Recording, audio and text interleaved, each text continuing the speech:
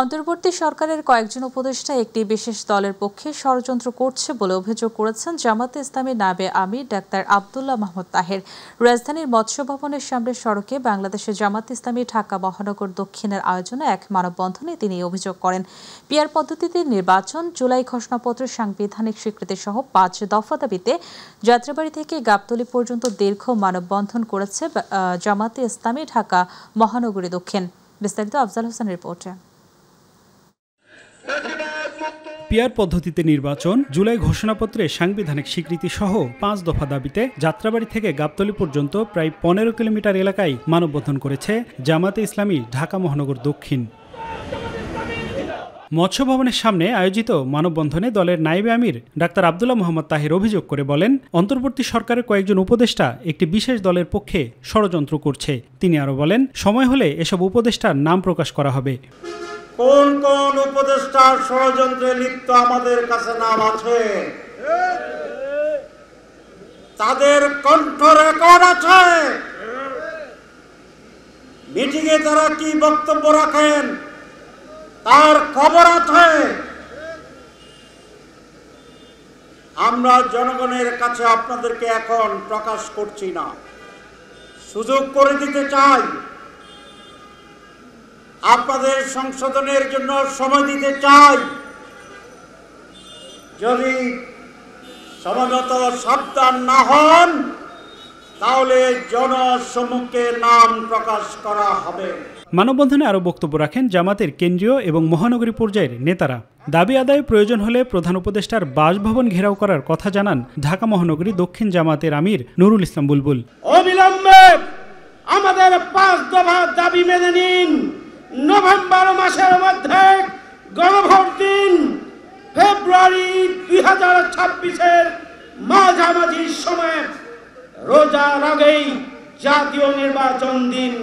যদি গড়িমসি করেন, আজকে বলে দিতে চাই, পরবর্তী কর্মসূচি প্রয়োজন হলে আপনার বাসভবনে ঘেরাও করে আমরা দাবি আদায় করব ইনশাআল্লাহ। আগামীর পার্লামেন্ট সব দিক থেকে একটি বহুদলীয় গণতন্ত্রের পার্লামেন্ট হবে। সব দলের সমন্বয়ে একটি অসাধারণ সুন্দর পার্লামেন্ট হবে। যারা বলেন যে এইভাবে পার্লামেন্ট হয়তো ঝুলন্ত থাকবে, এক দলের হাতে থাকলে উন্নয়ন নাকি ভয়াবহ হবে হয়, হাসিনা আমাদেরকে প্রমাণ করে দিয়েছেন যে এক দলের ধারাবাহিক থাকাটা উন্নয়ন নয়, বরং ফেসিবাদ তৈরি হয়, দেশ এবং জাতির ভয়াবহ ক্ষতি হয়। যে জুলাইয়ের রক্তের বিনিময়ে জগদ্দল পাথরের মতো চেপে থাকা ফেসিবাদ তন্ত্র থেকে আমরা মুক্তি পেয়েছি, যে জুলাইয়ের মাধ্যমে এদেশের স্বৈরশাসক হাসিনা পলায়ন করেছে, যে জুলাইয়ের মাধ্যমে ওই কারাগারের শৃঙ্খলা ভেঙে জাতীয় নেতৃবৃন্দ মুক্তি পেয়েছে, সেই জুলাইয়ের আইনি ভিত্তি রচনা না হওয়া পর্যন্ত আমরা রাজপথ ছেড়ে দিতে পারি না।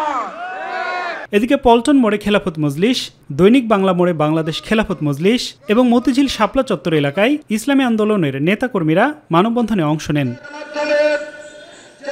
আফজাল হোসেন, মাই টিভি, ঢাকা। বিএনপির সিনিয়র যুগ্ম মহাসচিব রুহুল কবির রিজভী বলেছেন, পিআর সম্পর্কে মানুষের কোনো অভিজ্ঞতা নেই, কিন্তু এটি জনগণের ওপর চাপিয়ে দেওয়ার চেষ্টা চলছে। জাতীয় প্রেসক্লাবে পবিত্র কোরআন অবমাননা মহানবী সাল্লাল্লাহু আলাইহি সাল্লামকে কটূক্তির প্রতিবাদে জাতীয়তাবাদী ওলামা দলের প্রতিবাদ সভায় তিনি এই কথা বলেন। পার্লামেন্ট নির্বাচনের দিন জুলাই সনদের জন্য গণভোট আয়োজনে সবাই সম্মত হলেও নভেম্বরে গণভোট চেয়ে একটি দল দেশে বিশৃঙ্খলা সৃষ্টির চেষ্টা চলছে, যা নির্বাচন বিলম্বিত করার ষড়যন্ত্র বলেও মন্তব্য করেন রিজভী। আপনাদের অন্য কোনো মাস্টার প্ল্যান আছে কিনা যারা নভেম্বরে গণভোটের কথা বলছেন? এটা অনেক আলাপ আলোচনা, অনেক যুক্তিতর্ক, অনেক পদানুবাদ, অনেক আর্গুমেন্টের পরে জুলাই সনদের জায়গায় সবাই একটা ঐক্যমতে আসার করেছেন, একটা প্রচেষ্টা চালিয়েছেন, ঐক্যমতে আসছে। সেই ক্ষেত্রে আবার আরেকটা শর্ত দিয়ে এটাকে একটা বিশৃঙ্খল তৈরি করা, এটা জনমনে একটা বিভ্রান্তি তৈরি করাটা কেন? এই প্রশ্ন তো আজকে মানুষের মনে ঘুরপাক খাচ্ছে। নির্বাচন কমিশনের জ্যেষ্ঠ সচিব আক্তার আহমেদ বলেছেন, জাতীয় নাগরিক পার্টিকে শাপলা দেওয়ার সুযোগ নেই। 19 অক্টোবরের মধ্যে এনসিপি শাপলার বিকল্প প্রতীক না নিলে এসি নিজ উদ্যোগে অন্য প্রতীক দিয়ে নিবন্ধন দেবে। নির্বাচন কমিশন ভবনের সাংবাদিকদের এক প্রশ্নের জবাবে এসি সচিব এসব কথা বলেন। এসি সচিব আরও বলেন, শাপলা প্রতীক অন্তর্ভুক্ত করার দরকার নেই বলে কমিশন মনে করে। শাপলা ছাড়া নিবন্ধন না নিলে এটা তাদের বিষয়। তাদের প্রতীকের চাহিত প্রতীক হচ্ছে শাপলা। শাপলার বিষয়ে নির্বাচন কমিশনের অবস্থান একই, যে যেহেতু নির্বাচন পরিচালনা বিধিমালায় এটা নাই, অর্থাৎ দেওয়ার সুযোগ নাই। আমরা একটা চিঠি দিয়েছি ওনাদেরকে যে আগামী 19 তারিখের ভিতরে ওনারা বিকল্প ওনাদের চাহিত প্রতীক জানাবেন।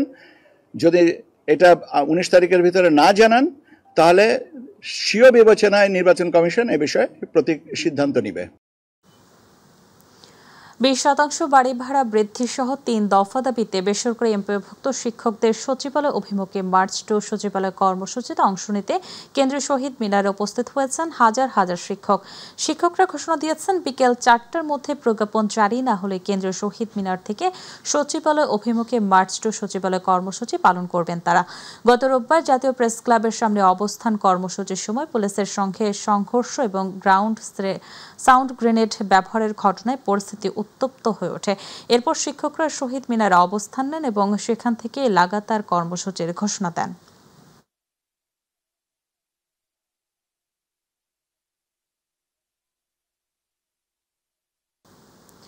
আইন উপদেষ্টা ডক্টর আসিফ নজরুল বলেছেন, আদালত থেকে জামিন পাওয়ার পর আসামিকে 12টি ধাপ অতিক্রম করতে হয় আর সব ধাপে হয়রানির শিকার হতে হয়। তাই এসব নিরসনে 15 অক্টোবর থেকে অনলাইনে জামিননামা পাঠানো হবে। এর ফলে জামিন পাওয়ার পর এক ক্লিকে জামিননামা সংশ্লিষ্ট কারাগারে চলে যাবে। সুপ্রিম কোর্ট অডিটোরিয়ামে অ্যাটর্নি জেনারেল অফিসের ইন্টার্নশিপ প্রোগ্রামের উদ্বোধনী অনুষ্ঠানে তিনি কথা বলেন। আইন উপদেষ্টা বলেন, বিচার বিভাগের পৃথক সচিবালয় অন্তর্বর্তী সরকারের সময় হবে। বিচার বিভাগ পৃথক সচিবালয় আইন, গুমের আইন, দুদক আইন, হিউম্যান রাইটস আইন আগামী কয়েক সপ্তাহের মধ্যে সম্পন্ন হবে বলে জানান তিনি। জামিন পাওয়ার পর আদালত থেকে ছাড়া পাওয়া পর্যন্ত আমি আমার ল মিনিস্ট্রিতে যারা আছে তারা প্রত্যেকেই জাজ, এক্সপেরিয়েন্সড, ভেরি গুড জাজ।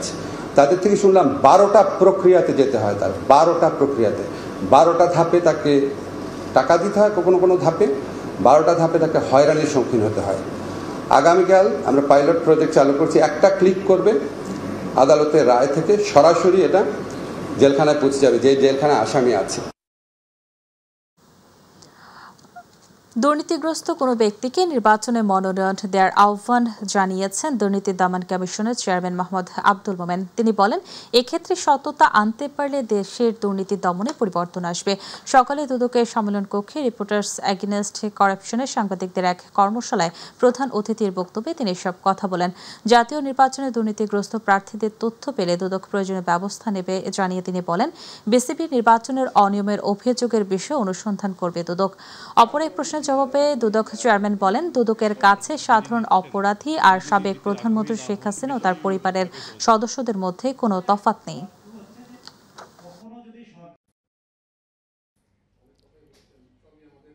আপনারাই আওয়াজ তুলুন যে অনুগ্রহ করে দুর্নীতিগ্রস্ত ব্যক্তিকে নির্বাচনে মনোনয়ন দেবেন না।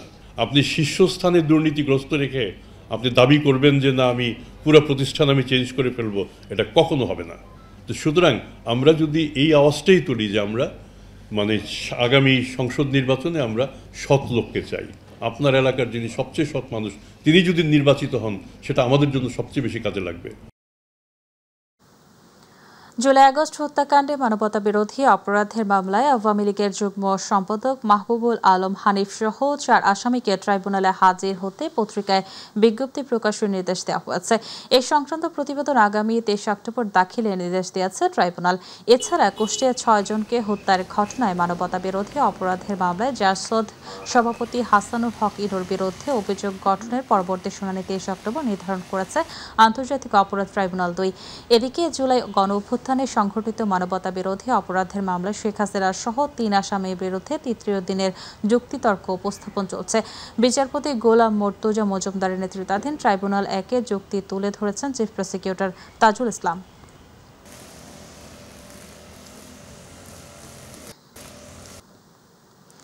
দেশের মানবাধিকার পরিস্থিতি নিয়ে উদ্বেগ প্রকাশ করে গুম ও বিচার বহির্ভূত হত্যাকাণ্ডের নিরপেক্ষ তদন্ত এবং দোষীদের দৃষ্টান্তমূলক বিচার নিশ্চিতের দাবি জানিয়েছেন মানবাধিকার সংগঠনের মায়ের ডাক। হাইকোর্টের প্রধান ফটক সংলগ্ন এলাকায় এ মানববন্ধনে সংগঠনটি জানায়, বিগত সময়ে রাষ্ট্রের বিভিন্ন আইন প্রয়োগকারী সংস্থা, বিশেষ করে RAB, police, DB, NSI, DSI ও অন্যান্য বাহিনীর কিছু সদস্য মানবতা বিরোধী অপরাধে জড়িত ছিল।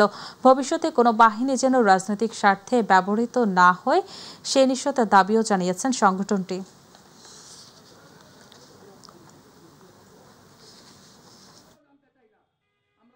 আপনারা শুধু ভাবেন যে একটা মেয়ে, একটা সন্তান, ওর বাবা দেখতে কেমন, ওর বাবা কোথায় এটা জানে না। এটা একটা সন্তানের জন্য এটা ছাড়া কি বেশি কষ্টকর হতে পারে।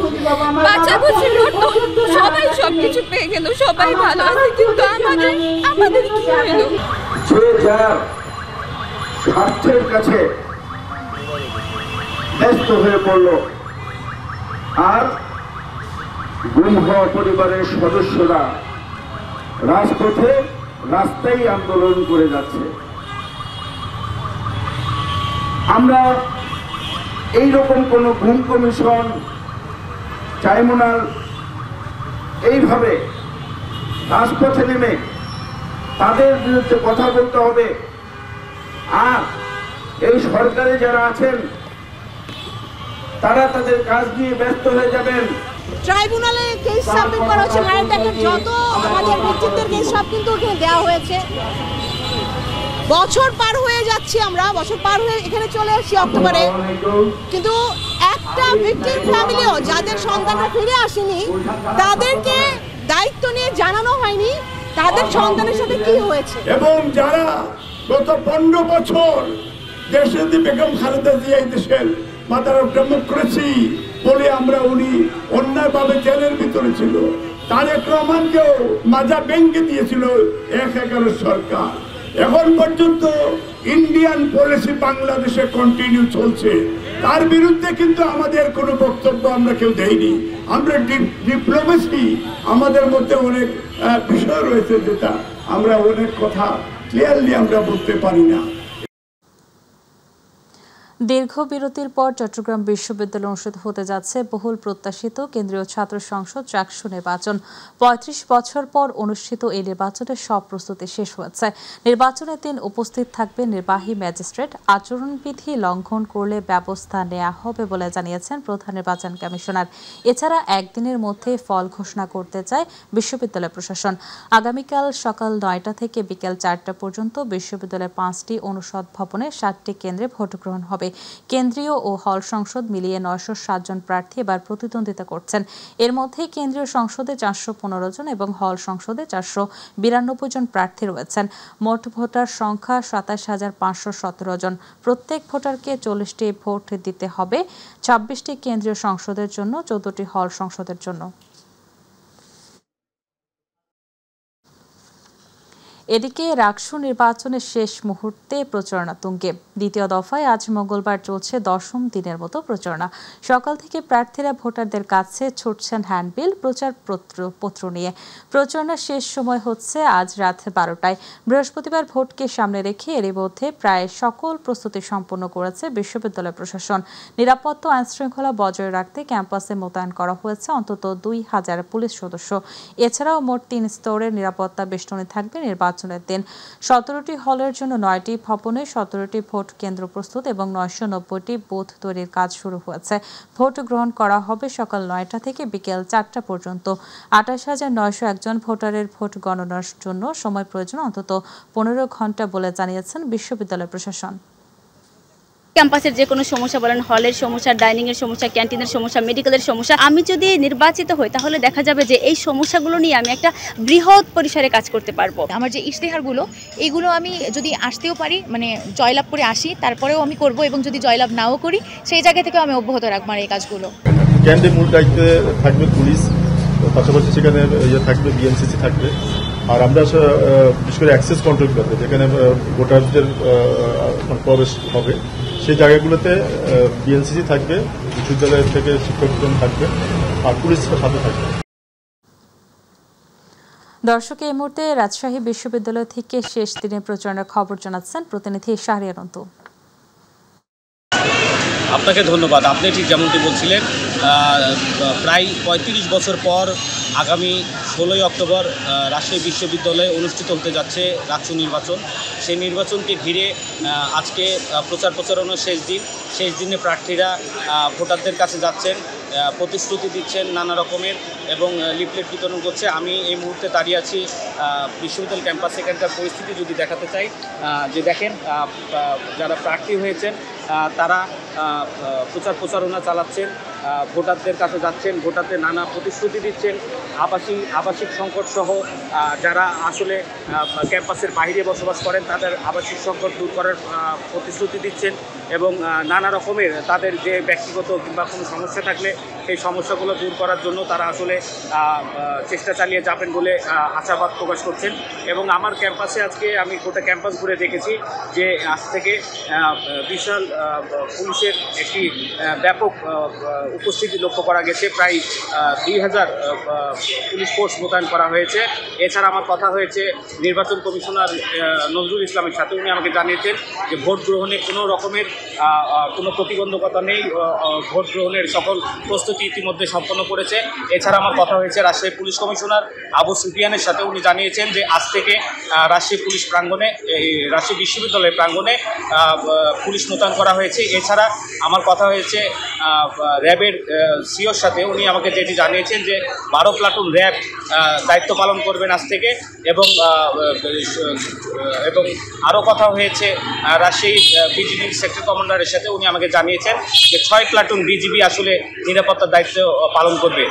তারা আগামী 17 অক্টোবর পর্যন্ত নিরাপত্তার স্বার্থে ক্যাম্পাসে দায়িত্ব পালন করবে, যাতে কোনো ধরনের প্রতিবন্ধকতা ছাড়াই ভালোভাবে রাষ্ট্র নির্বাচন অনুষ্ঠিত হয়। তো দর্শক, এই ছিল আমার কাছে রাজশাহী থেকে রাষ্ট্র নির্বাচনের সর্বশেষ খবর। অন্তু, আপনাকে ধন্যবাদ। ব্রাজিলের president Luiz Inacio Lula da Silva আগামী কয়েক মাসের মধ্যে বাংলাদেশে সফরে আসার আগ্রহ জানিয়েছেন। তার আশা, এই সফর দুই দেশের সম্পর্ক আরও জোরদার করবে। সোমবার রোমে জাতিসংঘের খাদ্য ও কৃষি সংস্থা আয়োজিত ওয়ার্ল্ড ফুড ফোরামের মূল অনুষ্ঠানের ফাঁকে বাংলাদেশের প্রধান উপদেষ্টা ডক্টর মোহাম্মদ ইউনূসের সঙ্গে বৈঠককালে তিনি তার আগ্রহের কথা জানান।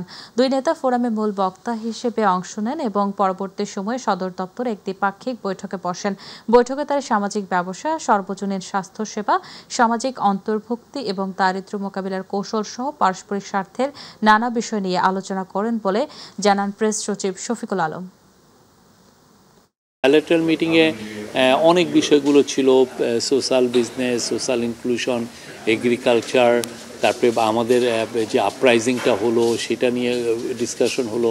তারপরে হচ্ছে ইউনিভার্সাল হেলথ কেয়ার, মানুষের পিপলকে কীভাবে স্বল্প মূল্যে হেলথ কেয়ার দেওয়া যায়। গ্লোবাল ফার্মাসিউটিক্যাল ইন্ডাস্ট্রি নিয়ে, ফার্মাসিউটিক্যাল ইন্ডাস্ট্রি আপনি জানেন যে মেডিসিনের দাম অনেক বেশি, ভ্যাকসিনের দাম অনেক বেশি। ফার্মাসিউটিক্যাল ইন্ডাস্ট্রিগুলো যদি 1 পেনি ব্যবহার করে একটা ওষুধ উৎপন্ন করে, সেখানে তারা দেখা যাচ্ছে $1 তারা লাভ করতে চায়।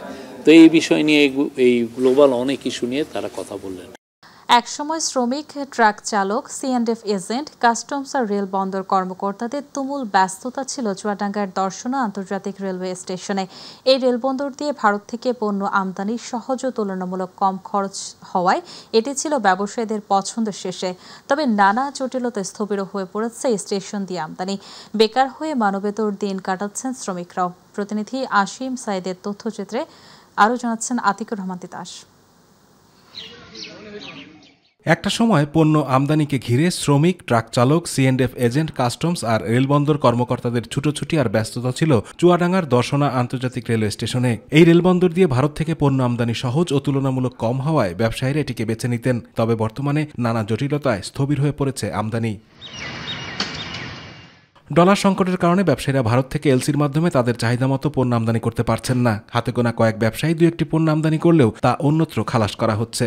2025 সালের পরে, জুনের পরের থেকে একেবারে শূন্যের কোটায় এসে দাঁড়াইছে। এতে করে C&F এজেন্ট এবং তাদের কর্মচারী যারা আছে, এরা অনেকেই অনেক অসুবিধার মধ্যে আছে। সাথে লেবার, তারপরে ট্রান্সপোর্ট, তারপরে বাংলাদেশ রেলওয়ে, বাংলাদেশ কাস্টমসের যে রেভিনিউ, সেটা আশানুরূপ হচ্ছে না।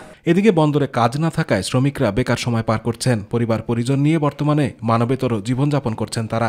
ব্যবসার পরিস্থিতি দাঁড়িয়েছে, এতে আমরা ট্রান্সপোর্ট ব্যবসায়ী যারা আছে, সিএনএফ ব্যবসায়ী যারা আছে, আমরা খুব খারাপ সময় পার করছি। যদি আমাদের এই সরকারের সাথে লিয়াজু করে যদি এই পোর্টটা চালু করার ব্যবস্থা করে, তাহলে আমাদের মহাজন, মালিক সমিতি, লেবার টেবার যা আছে আমরা সব খুব ভালো থাকবে। এখন আমাদের সংসার চলেই না। বর্তমানে ভারত থেকে স্টেশন দিয়ে শুধুমাত্র ফ্ল্যাশ আই ও সয়াবিনের ভুসি আসছে। আমদানি স্বাভাবিক হলে রাজস্ব আয় বৃদ্ধি পাবে বলে মনে করেন দর্শনা আন্তর্জাতিক রেল স্টেশনের সুপারিনটেন্ডেন্ট মির্জা কামরুল হক। 2024-25 অর্থ বছরে আমদানিকারকেরা ভারত থেকে দর্শনা আন্তর্জাতিক স্টেশন দিয়ে অনেক কম পরিমাণ মালামাল আমদানি করেছেন। এখন প্রতি মাসেই মাত্র 1 র্যাক বা 2 র্যাক করে মাল ঢুকছে বা 3 র্যাক করে মাল ঢুকছে। চলতি অর্থ বছরের প্রথম 4 মাসে এই পথ দিয়ে 1554 ওয়াগনে 91,977 মেট্রিক টন পণ্য আমদানি করা হয়। এতে রাজস্ব আয় হয়েছে 4,12,00,000 টাকা। আতিকুর রহমান তিতাস, মাই টিভি।